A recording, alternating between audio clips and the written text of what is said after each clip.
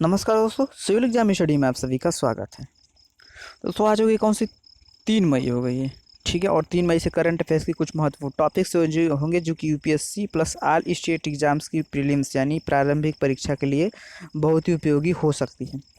तो डेली जो है करंट अफेयर्स से रिलेटेड जो भी फैक्ट्स होते हैं उनको अपलोड किया जाता है। तो सिविल एग्जाम स्टडी के साथ बने रहने के लिए चैनल को जरूर सब्सक्राइब करें। तो चलिए देखते हैं 3 मई के करंट अफेयर्स की पहली टॉपिक क्या है। तो पहली टॉपिक है कि महाराष्ट्र और गुजरात का स्थापना दिवस। ठीक है, यानी statehood day of Maharashtra and Gujarat. तो देखते हैं कि 1 मई 2020 को भारतीय राष्ट्रपति, उपराष्ट्रपति एवं प्रधानमंत्री ने गुजरात और महाराष्ट्र के लोगों को उनके राज्य दिवस यानी 1 मई पर क्या की बधाई दी।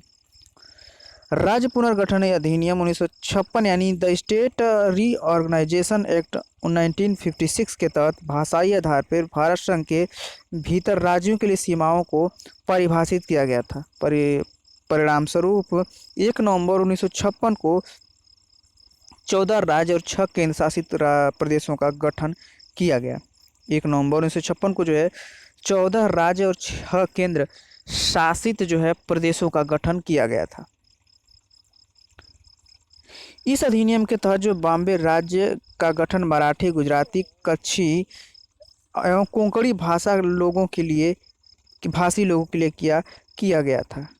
वर्ष 1956 में जो है व्यापक स्तर पर राज्य के पुनर्गठन के बावजूद भाषा या सांस्कृतिक एकरूपता एवं अन्य कारणों के आधार पर दूसरे राज्यों से अन्य राज्यों के निर्माण की मांग उठी। क्या हुआ था कि वर्ष 1956 में व्यापक स्तर पर राज्यों के पुनर्गठन के बावजूद या सांस्कृतिक एकरूपता के एवं अन्य कारणों के आधार पर दूसरे राज्यों से अन्य राज्यों के निर्माण की मांग उठी। महागुजरात सम्मेलन यानी महागुजरात कॉन्फ्रेंस। तो वर्ष 1937 में जो है 1937 में कराची में हुई गुजरात साहित्य सभा की एक बैठक के दौरान लेखक एवं स्वतंत्रता सेनानी कन्हैया लाल मुंशी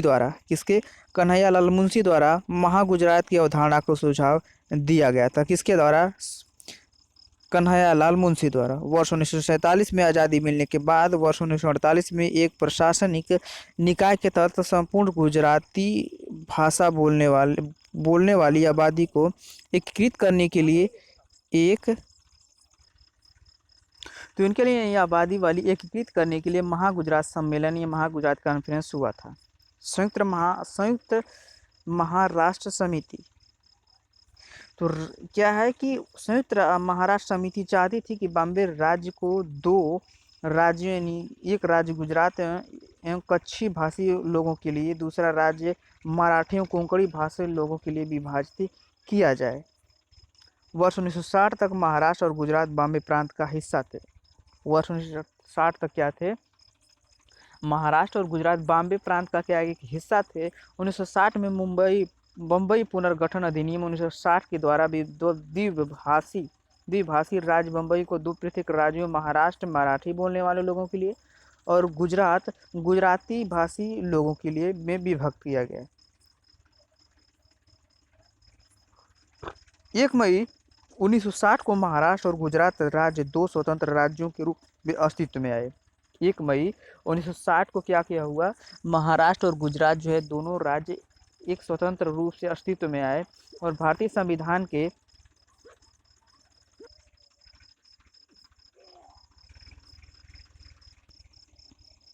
इस अधिनियम के तहत जो है बॉम्बे राज्य का गठन मराठी, गुजराती और कच्छी एवं कोंकणी भाषी लोगों के लिए किया गया था। वर्ष 1956 में व्यापक स्तर पर, ठीक है, यानी 1 मई 1960 को क्या हुआ था? महाराष्ट्र और गुजरात 2 राज्य स्वतंत्र राज्यों के रूप में अस्तित्व में है और भारतीय संविधान के तहत गुजरात भारतीय संघ का 15वां राज्य क्या हुआ? बना था। कब? 1 मई 1960 को। दूसरी टॉपिक है किसान सभा ऐप। क्या है किसान सभा ऐप? हाल ही में देश के दूर दराज के इलाकों में आपूर्ति श्रृंखला एवं माल परिवहन प्रबंधन प्रणाली से किसानों को जोड़ने के लिए जो है क्या किया गया है? नई दिल्ली स्थित CSIR यानी केंद्रीय सड़क अनुसंधान संगठन यानी CSIR या CRRI ने क्या किया है, किसान सभा ऐप विकसित किया है। इसका लक्ष्य क्या है? इसका लक्ष्य किसानों को सबसे किफ़ायती समय पर लॉजिस्टिक सहायता प्रदान करना तथा बिचौलियों के हस्तक्षेप को कम करने, उनको सीधे संस्थागत खरीदारों के साथ जोड़ने, उनके लाभ को बढ़ाना है। यह निकटतम जो है मंडियों में उपज मूल्यों की तुलना करके तथा सस्ती कीमत पर मालवाहक वाहन की बुकिंग करके फसलों की उचित मूल्य दर प्रदान करने के लिए मदद करेगा, जिससे किसानों को अधिकतम लाभ मिल सकेगा। यह पोर्टल किसानों, ट्रांसपोर्टरों, सेवा प्रदाताओं जैसे कीटनाशकों, उर्वरक डीलरों, कोल्ड स्टोरेज और गोदाम मालिक, मंडी डीलरों, ग्राहकों जैसे बड़े दुकानों जैसे बड़े खुदरा दुकानों, ऑनलाइन स्टोर, संस्थागत खरीदारों और अन्य संबंधित संस्थाओं को क्या समय पर प्रभावी समाधान के लिए आपस में जोड़ता है। किसान सभा में किसानों, मंडी डीलरों, ट्रांसपोर्टरों, मंडी बोर्ड के सदस्यों, सेवा प्रदाताओं, उपभोक्ताओं के लिए 6 प्रमुख मॉड्यूल हैं।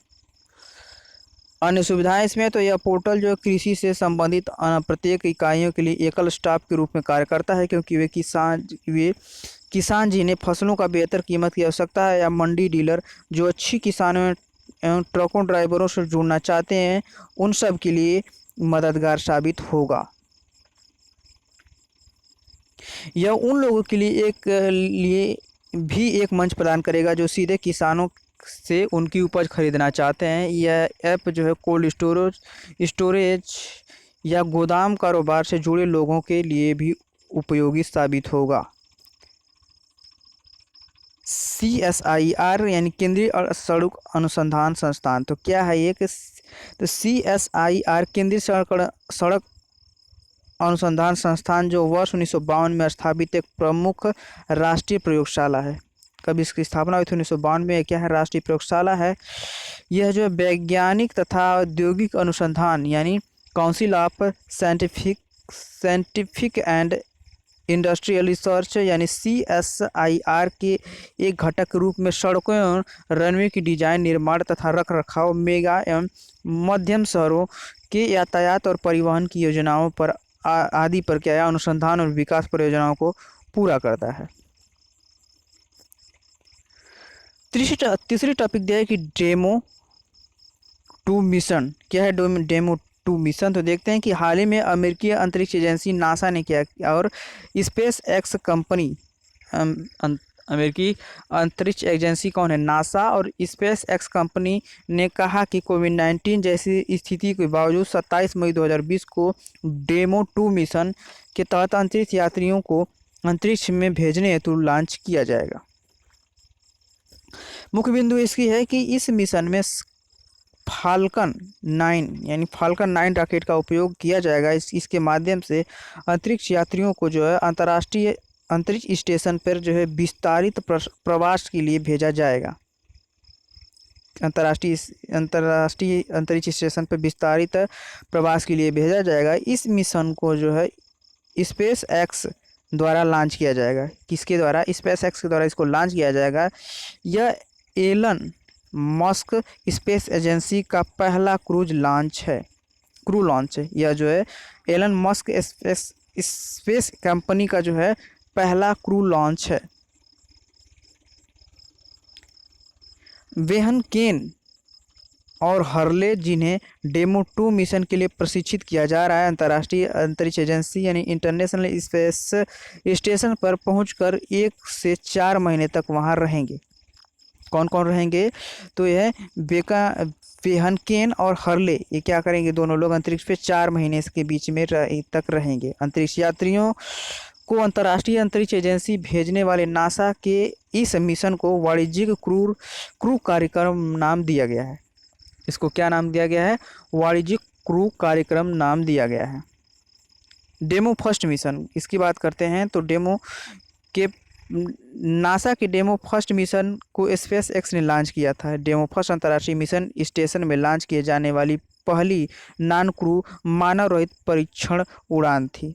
वर्तमान में स्पेस एक्स और वोंगई कंपनी नासा के अंतरिक्ष टैक्सी प्रदाता हैं।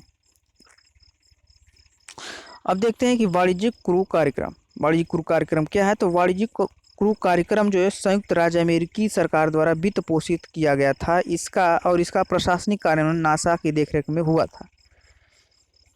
इस कार्यक्रम के तहत निजी विक्रेताओं अंतरिक्ष यात्रियों को अंतर्राष्ट्रीय अंतरिक्ष स्टेशन तक ले जाने के लिए क्रू वाहनों का संचालन करेंगे। अब देखेंगे आज की 3 मई के करंट अफेयर्स का लास्ट टॉपिक क्या है कि हिजबुल्लाह। ठीक है, हिजबुल्लाह क्या है? तो हाल ही में जर्मनी ने ईरान समर्थित हिजबुल्लाह गतिविधियों पर प्रतिबंध लगाते हुए उसे एक आतंकवादी संगठन घोषित किया है। जर्मनी ने क्या किया है कि ईरान समर्थित हिजबुल्लाह गतिविधियों पर प्रतिबंध लगाते हुए उसे क्या किया है? एक आतंकवादी संगठन घोषित किया है। तो मुख्य बिंदु क्या है कि हिजबुल्लाह लेबनान का एक उग्रवादी राजनीतिक शिया मुस्लिम समूह है। हिजबुल्लाह जिसका अरबी भाषा में नाम पार्टी ऑफ गॉड है। हिजबुल्लाह का जो है भाषा अरबी भाषा में जो है भाषा में नाम क्या है? पार्टी ऑफ गॉड है। इसकी स्थापना वर्ष 1982 में प्रथम इजराइल लेबनान युद्ध के बाद की गई थी। इसकी स्थापना कब की गई थी? 1982 में प्रथम इजराइल लेबनान युद्ध के बाद की गई थी। वर्तमान में इस समूह के सीरिया और ईरान के साथ राजनीतिक तथा सैन्य संबंध और इसे संयुक्त राज्य, ठीक है, वर्तमान में जो है इस समूह के सीरिया एवं ईरान के साथ राजनीतिक तथा सैन्य संबंध हैं और इसे संयुक्त राज्य अमेरिका एवं अन्य पश्चिमी देशों द्वारा आतंकवादी समूह नामित किया गया है। हिजबुल्लाह की राजनीतिक शाखा लेबनान की राजनीति में प्रगाढ़ रूप से जो है शामिल है। हिजबुल्लाह पश्चिम देशों एवं इजराइल का विरोध करता है और लेबनान में एक इस्लामिक तथा राज्य स्थापित करने के लिए प्रयासरत है जो ईरानी मॉडल पर आधारित है। यह प्रमुख रूप से दक्षिण बेरूत, दक्षिणी लेबनान और बेका घाटी के शिया बहुल क्षेत्रों में विस्तृत है।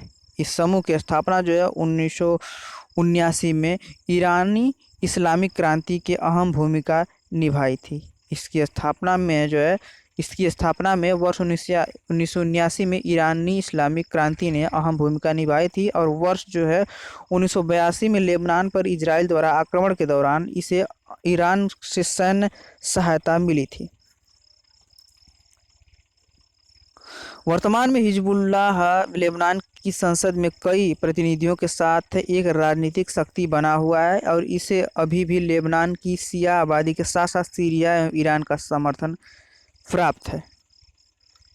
तो अभी हम लोग देख रहे थे फ्रेंड्स करंट अफेयर्स की महत्वपूर्ण टॉपिक्स जो कि 3 मई से रिलेटेड थी और डेली करंट अफेयर्स की वीडियो अपलोड की जाती है जो कि यूपीएससी के और ऑल स्टेट एग्जाम के प्रारंभिक परीक्षा के लिए बहुत उपयोगी हो सकती हैं।